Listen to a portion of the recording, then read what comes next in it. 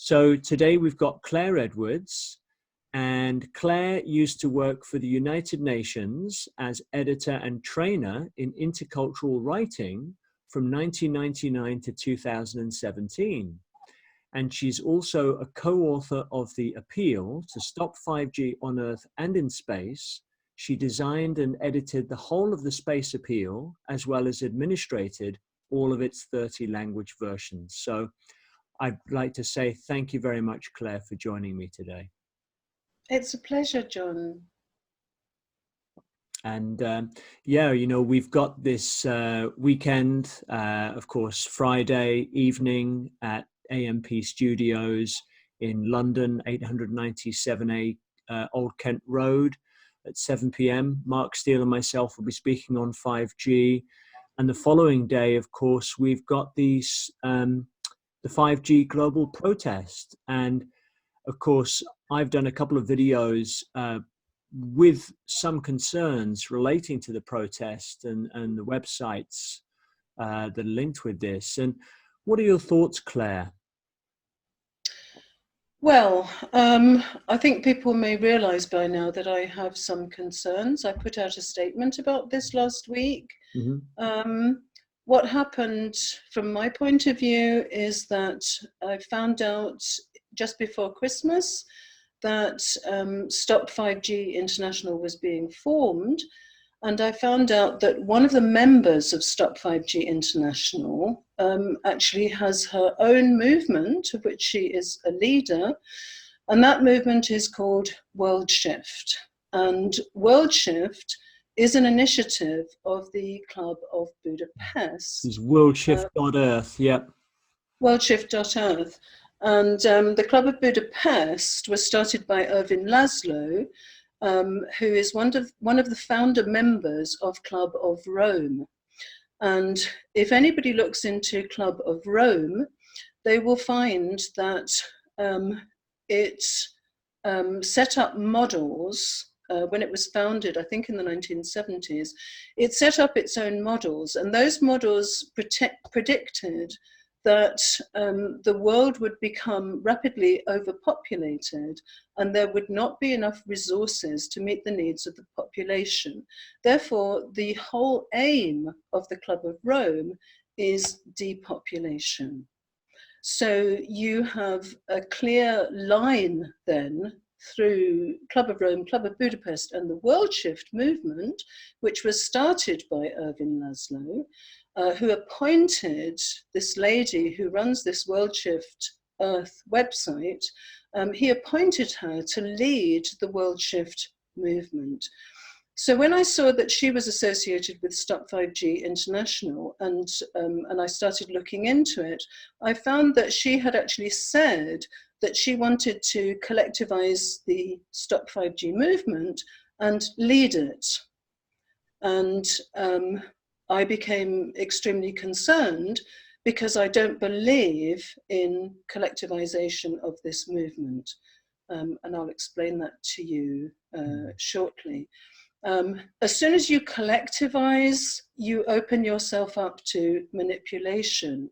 And when the manipulation in the background may be connected with a depopulation agenda, I think we have to be seriously concerned, because what we're trying to stop here with stopping 5G is precisely depopulation. Yeah, totally. I totally agree. And this is the thing, all these movements are popping up now, like Stop Ecocide. You've got Extinction Rebellion saying that we're all going to die 2030.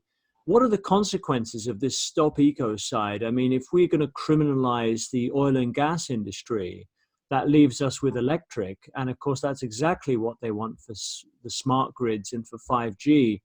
And in regard to collectivizing movements, it's a very dangerous move, because what's working now with the anti-5G activism is local community groups challenging their local town councils. And we're seeing a lot of progress here in Devon, actually, with people going to Devon County Council. We've got a number of moratoriums that have been put through, and the precautionary principle. And I think that the best way to act is just taking power in your local area, you know, knocking on doors, meeting people, raising concerns. When you've got a global movement or some global body that's managing everything, how accountable is that body to the people? You know, are you able to Well, and it's not, you know, this is the problem, and this is why the bottom up approach, you have to have the foundation at well, there. I think the place where we can make a real Mm. impact is Mhm. in our local communities. We Yeah. now have the collapse of the rule of law. So the Mhm. governments are not listening to all the people putting the evidence before them, they're just ignoring them. So we can see throughout 2019, strategy has failed. So it's very clear now that we have to go local and we have to have very specific, concrete action that bring concrete results. And I think in the local area, you're much more likely to have a relationship with your local representatives. They are much more answerable to you. So you're much more likely to be effective in your local area. So I believe that this is about local community groups acting independently. I also believe that we need to be small groups. We need to overwhelm the so-called powers that be Mm. with unpredictable action, yeah? Yeah. Because small local groups and individuals, they tend to be very creative and they can Mhm. come up with lots and lots of different, very diverse ideas. And this would be unstoppable, I believe. So as soon as you collectivize, you open yourself up to being misled and misdirected. That's a really good point, Claire. I completely agree. And this is what I've encouraged in my talks. You know, I'd go and do my presentation and I hand around a form so people can write down their names, emails, and contact details. And then I give a copy of that to whoever's organized the event. And that way you've then got a local movement. So I'll go to a hall, maybe there'll be 100 people, 50 people will write down their contact details, and you know, maybe 20 people will then turn up at a local group event, and you've got people there making plans, creating strategy. And that's how we really stop this. You know, you can hold up a sign and say no 5G, but how much is that going to really achieve? And obviously, you know, people are welcome to come on Saturday. I'll be speaking along with Mark Steele. But I just think, you know, in the interests of the general public, it's really important we get this information out there. And obviously, I'm really grateful, Claire, that you're offering your time really to help to do that. Well, I think people need to understand that the Stop 5G international movement, they are self-appointed.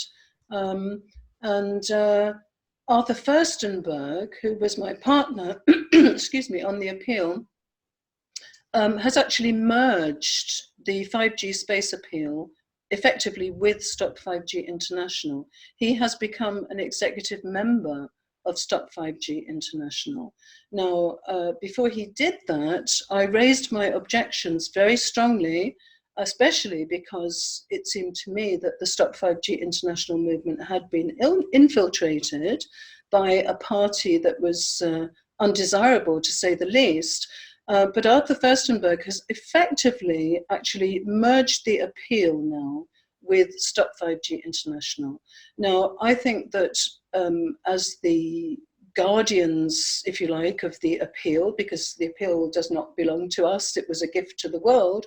But I think that as the guardians of the appeal, we are answerable to the 190,000 signatories of the appeal. And Arthur Furstenberg was wrong to actually merge the appeal with another third-party organization. The people who signed the appeal did not sign up to join Stop 5G International. So at this stage, I have severed my relationship with the appeal. I have removed my name as a signatory, and people may wish to choose what they wish to do now, whether they wish to do the same as me and remove their names and remove their data, which of course, now that there has been an infiltration, their data may become vulnerable to retaliation. So people need to be warned.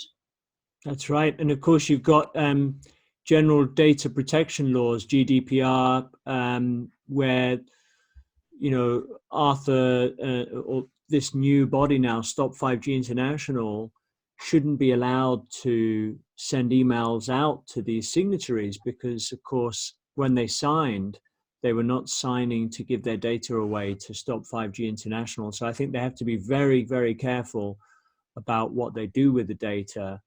And yeah, you know, we really need to just encourage people to work within their local groups. And if we look at the global bodies, you know, all the global organizations such as the UN, the EU, the global charities, the NGOs, I mean, are these compromised? What are your thoughts, Claire? Well, I certainly think that this agenda is being pushed through these organizations. You can see this in the literature. The same terminology is used right across the literature. This is a global agenda. We should make no mistake about this. This is being pushed from absolutely everywhere. And every aspect of this is singing from the same songbook. Yeah. So where we have, I say again, where we have the real power is locally. Our local representatives need to understand that we have the collapse of the rule of law. This is completely illegal. There was a legal opinion put out by a firm of Danish lawyers that very clearly stated it was illegal. In the 5G space appeal, we gave a non-exhaustive list of a number of international treaties which show that this is illegal. So the local representatives have no business obeying orders from national governments that are in fact illegal. And we need to get this message across to our local representatives. Yeah, thank you, Claire. And I mean, I'm a part of Stop5G UK, and our admin there, Kathy Dowd, when people join, she always directs people to their local Facebook groups. And I think that's where we've got to keep people focused, because with the legal actions, you've got the legal action there in Denmark, also in, you know, other countries, I believe Norway, and we've got to really empower those people. I mean, you know, instead of setting up a global body, why don't these people contact the people within the countries and say, how can we help? How can we help? Instead of... And if you look at all the different initiatives that took place in 2019, there were a tremendous number of different initiatives from local groups, all sorts of different entities. So what is this Stop5G International actually offering? I mean, we see that for these global protests this Saturday, they haven't actually given any direction as far as I can make out. They've simply stopped at suggesting that there should be a global protest on this day, but there's been no strategy suggested here. So what is the purpose of this?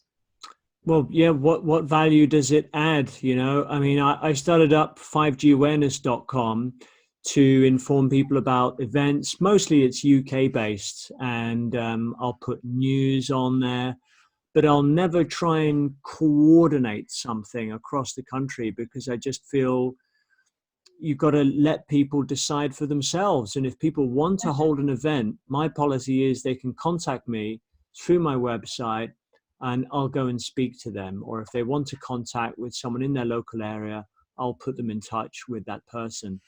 And yeah, we've definitely got to keep it local focused. And I really appreciate your input today.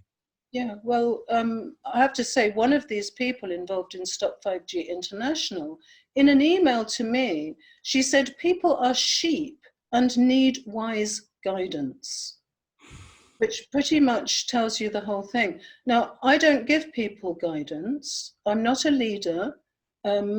It's not my business to give people guidance. What I try to bring to people is information. And this is why I do presentations and I write articles. But what people choose to do, they should be free to choose what that is. I have every confidence that people know what to do. And I think the whole opportunity of 5G is giving people a chance to actually find their own creative juices and bring out everything that they have to offer. I actually see 5G as a tremendous opportunity for personal transformation. And I myself, in 20 months of campaigning, I have faced all sorts of challenges, and I've been drawn into doing all sorts of things that I've never done before. It really is quite a wonderful personal challenge and an opportunity for personal development and growth. And I think that it's this kind of personal, individual transformation that 5G offers. And I think that when individuals transform themselves, this collectively, not as a collectivized entity, but collectively together as individuals, when we transform, that's how we change the world. Because this is about standing up and taking responsibility. So as soon as you collectivize into a global organization, you have once again handed somebody else the responsibility and handed somebody else your power. Right. So 5G, or the stopping of 5G, for me, is an opportunity to find your power, find your self-expression, find your courage, and take action. So Yeah. the absolute opposite of that is to have a collectivized global movement. Right. It's just like Josh Del Sol's documentary, isn't it? Take back your power. Absolutely. Let's not give away our power and just say, hey, you can get on with it. Don't worry, they'll handle everything. We have to work. We have to take individual responsibility. And it just shows that people nowadays, they're just not encouraged to do that. But we have to do that in order to create real change. And another really important point is we have to tell the truth on 5G and give people all the facts. And when I was part of the roundtable on the Stop5G International group, they were talking about, okay, we need to let people know about the health consequences, let the government know, and also about the energy footprint. But what about the fact that 5G is actually a weapon system? It originates in the military and it's been used for decades, and of course, Barry Trower's talked about this, Mark Steele's talked about this, numerous people have tried to get the word out about this. And this is often the message that's getting censored. And if we look at how the technology is getting promoted, like the smart meters, the LED street lights, the electric cars, it's all being promoted as having a low carbon footprint. It's reducing the energy footprint. So if we play into that, it's not, but we'd be playing into their hands by saying, oh, it's going to be a solution for carbon dioxide and reduce our footprint. That's exactly what they want, what the UN wants through its sustainable development goals. So we mustn't play into their hands. Well, I totally agree. As soon as you have a globalized movement, you start to have censorship, and you start to have a situation where certain things are not allowed to be said. And I think that's entirely wrong. People must do their own research and make up their own mind. There are 4 microwave weapons experts campaigning against 5G. So to censor the idea that 5G is a weapon is entirely wrong. And this is the danger of collectivization. There was one other point, Claire, you felt was important to mention, and feel free to go ahead. Was it to do with the climate change? Yes. Now, a number of people in Stop5G International are actually supporters of Extinction Rebellion. Now, Extinction Rebellion is a death cult. If you look at them parading in the streets, they're spewing blood, they're carrying black coffins, and they're carrying skeletons. This is a death cult. So if you want to stop 5G, then you need to be pro-life. Yes. And there's no compromise here. One can't be almost pro-life. One is either pro-life or pro-death. And if you support Extinction Rebellion, you are voting for death. So people really need to make up their minds now. Are they pro-life and they want to stop 5G, or are they pro-death and they want to support what effectively Extinction Rebellion, if people look into the background to Extinction Rebellion, this was also explicitly endorsed by the Club of Rome in a statement last year. So people really need to decide now which way they want to go.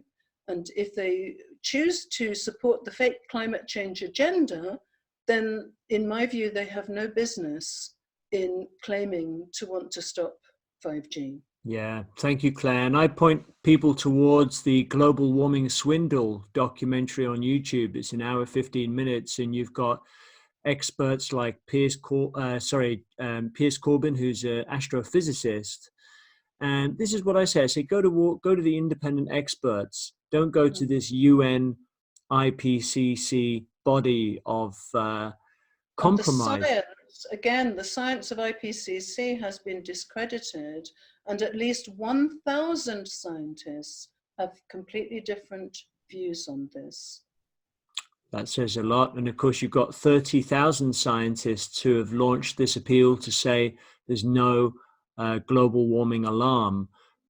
We're being manipulated here. And this 97% that they claim, 97% of scientists, a lot of these are not scientists.